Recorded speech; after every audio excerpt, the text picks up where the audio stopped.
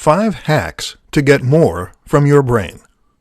Your brain is a system, and the key to hacking any system is to think about the inputs.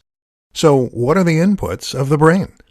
We have your own thoughts, of course, but there are also many more, such as what you eat, and the chemicals that make their way into the brain as a result, what you are seeing, what you are hearing, even the temperature of your surroundings.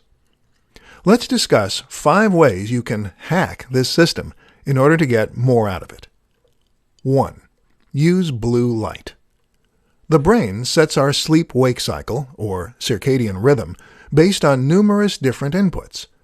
Key among these is the light that we detect through our eyelids, and even through our skull.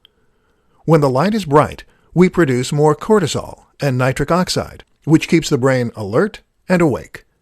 A simple hack, then, is to use blue light from a special lamp in order to keep yourself more switched on. 2. Or red light.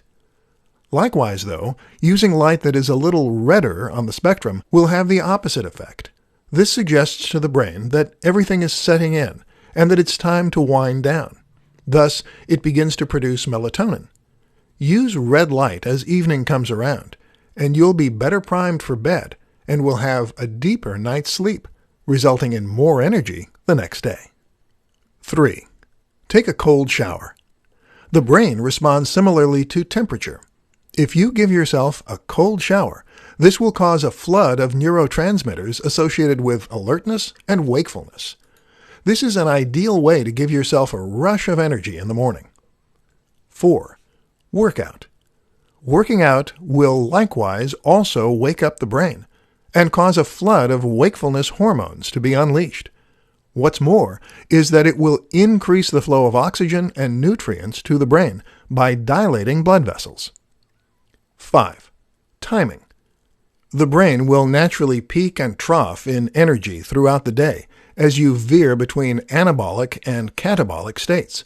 The key is to recognize that those tired phases aren't necessarily a bad thing. These actually make us more creative, and so one of the best things you can do is to time your work in such a way as to synchronize it with your brain's internal rhythms. This is even better than trying to hack it into the state you want to be in.